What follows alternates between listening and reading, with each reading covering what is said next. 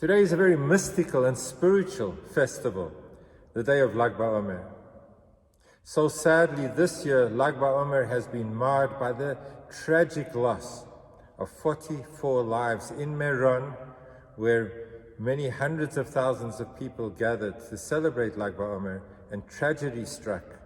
And we ask Hashem to please bring healing to those who were injured in the event, and to bring healing and comfort to the families that have suffered loss. May Hashem only bring healing to our people Israel and to the world. The festival of Lag BaOmer is normally celebrated in South Africa at the Great Park Forest, at the Shmuza event. And unfortunately, because of social distancing, we couldn't gather together in person, but we did gather together at the Shmuzum event, where hundreds of people were able to gather together for song, for music, and for sharing and hearing from the various rabbis across South Africa, and from our children, words of Torah and inspiration. And we also had a very powerful drive for blankets for the underprivileged, and I thank all of those who participated in it, and will bring many, many hundreds of blankets to those who are in need. So there was charity, there was Torah, there is prayer. May we always be filled with events that are able to inspire us to come closer to Hashem and to our own soul. So what is the festival of Lag BaOmer? What is the meaning and what is its history? And we are told that it is a day in which a plague that had affected 24,000 students of Rabbi Akiva who perished in a plague stopped. And therefore there was celebration because the tragedy was over. The Talmud tells us what was the reason for the death of these 24,000 students of Rabbi Akiva. They didn't give adequate respect to one another. And that in itself is very difficult to understand. These were the students of Rabbi Akiva, whose principle in life was ve'ahavta l'reacha kamocha. Love your neighbor as yourself. That is the principal cardinal commandment of the entire Torah. And here his students seem to be guilty of not being tolerant enough for one another. And we are told that great people are held to very great standards, even subtleties, and even just nuances. And certainly these great students of Rabbi Akiva were held to very high levels of requirement, of being tolerant and caring for one another. What was the failing of these students of Rabbi Akiva? It was that they were so intense in their pursuit of truth, and so intense in their love for one another, that they felt that their understanding, their individual understanding of what their teacher had taught them, was not being fully understood by the next individual. And because they cared so much, they wanted to ensure that the next individual would get the full truth as this individual understood it. Sometimes we appear to be tolerant of one another because we don't actually have a strong feeling in the first place, a belief, a commitment. I remember when I first arrived in California, I'm talking about in the early 80s, I was overwhelmed by the sense that everything goes. Everyone was just happy with everyone else. Everyone was so tolerant of each other. There seemed to be an embrace of humankind that just was let everyone be. And it seemed to be such a positive element. And I remember struggling to understand how California had mastered, society had mastered this ability to be tolerant for one another. And one day it dawned on me that sometimes everyone is for everyone because everyone is for nothing.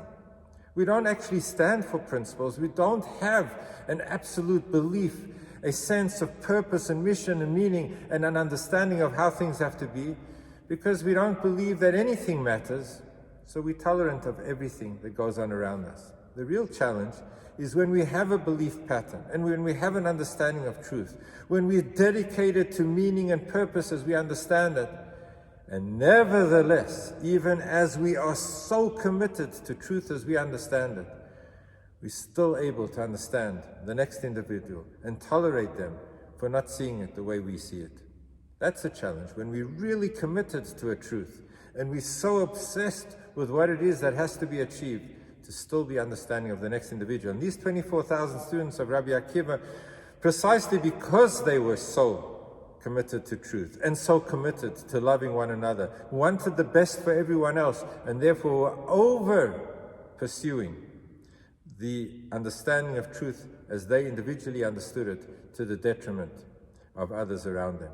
At their level, they were held accountable at the highest level. This day of Lag BaOmer also commemorates the loss of life of one of the great remaining students of Rabbi Akiva. He had 5, and one of them was Rabbi Shimon Bar Yochai, who authored the Zohar, very mystical individual, who gave so much Torah knowledge to the world.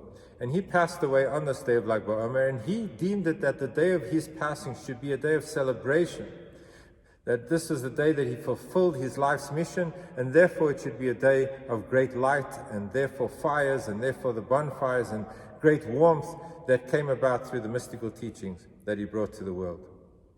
So we told about Rabbi Shimon Bar Yochai, this one student of Rabbi Akiva who passed away on this day of Lag BaOmer, that at the time of the Romans there was a price on his head, and he went into hiding because he was teaching Torah and it was not tolerated by the authorities. Him and his son went into a cave for 12 years. In the cave for 12 years, they became so mystically bonded with God and with godliness and with spirituality. That was their only focus. They lived off a carob tree miraculously in a cave, removed from the entire world. When they came out after 12 years, they were astonished. What has happened to the world? Look at the world. While we were growing in spirituality and understanding of the inner meaning of life, everyone else just seems to be doing their thing. They're planting, they're reaping, they're involved in business.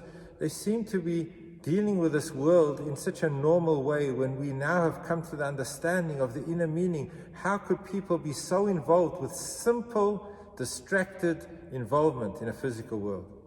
And so obsessed were they with their lack of understanding of others in the physical world that wherever they looked, they burned. They burned the world around them. They could not tolerate what was going on. And God said, if spiritual achievement brings to a point that you can no longer tolerate the practices of others, you haven't mastered the spiritual engagement with God.